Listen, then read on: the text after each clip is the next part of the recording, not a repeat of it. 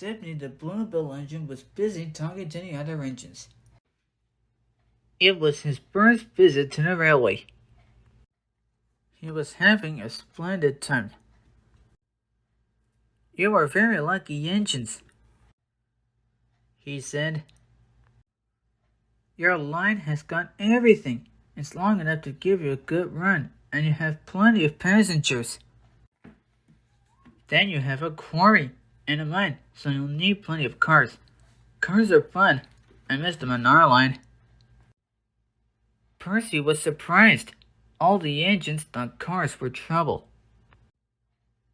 But Dylan and Nakulan were confused.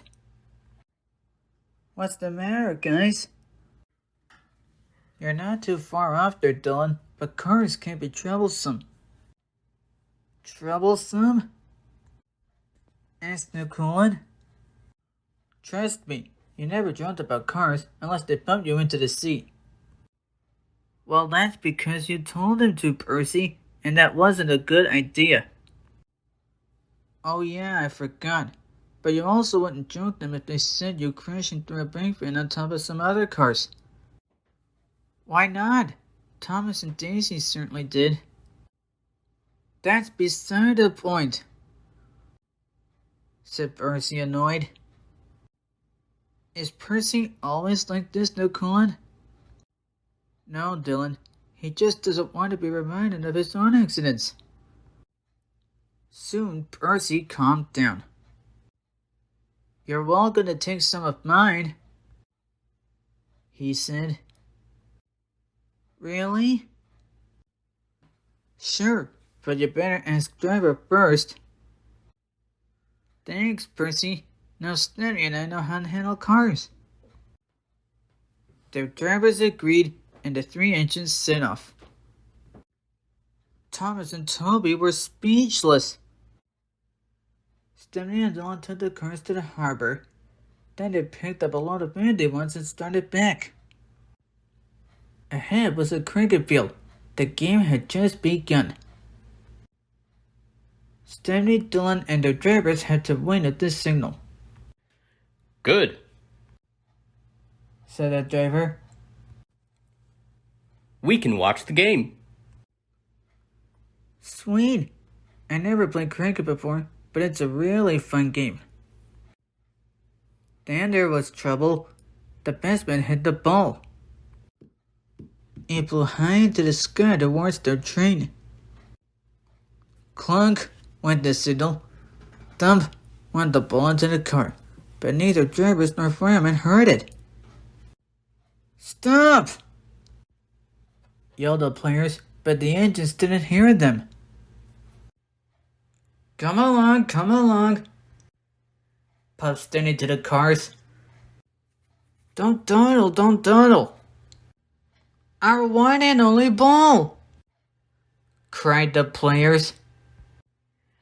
"Wake up, Caroline," they said to their old car. "The chase is on."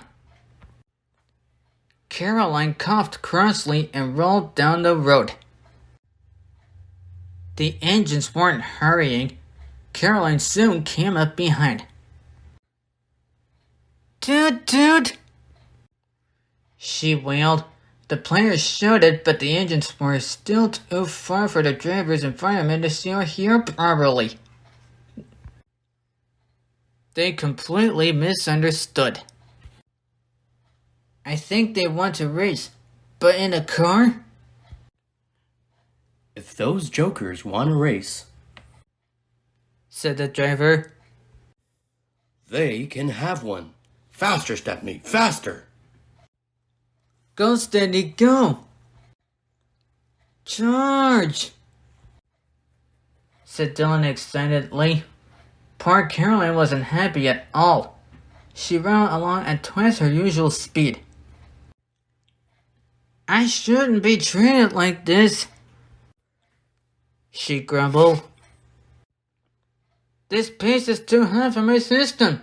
It'll fuse all my circuits." Suddenly, the engines were nowhere to be seen. "Yahoo! Those silly trains have run into a hole so we can't catch them," I could go home now. But she couldn't.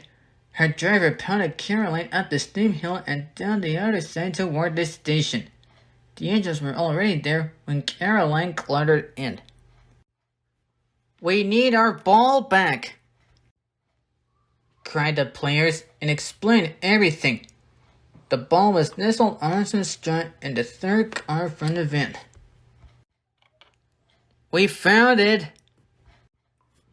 cried a player. We're sorry.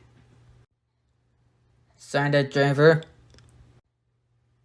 "Yeah, we're sorry about the wild goose chase." You couldn't help it," replied the player. "Now we must get back quickly." You'll be lucky. Said the driver. Caroline looks worn out. "Caroline? Who's Caroline?" "I think she's that old fancy-looking car that was chasing us." "Name's Nakulan, and this is Dylan. Sorry, Caroline. We pushed you too hard." "Oh, that's all right. The pleasure is all mine." "Your engine is overheated. I think we can help you out." "Give us a second." Caroline was pretty worn out. The driver spoke to the station master and the signalman, and they all agreed on a plan. Soon they had rolled Caroline out of a flat car and a brake van coupled behind. The players crowded inside and the engines pulled the train back to the playfield. Everyone enjoyed watching the game. Even Caroline was pleased. She doesn't think trains silly now.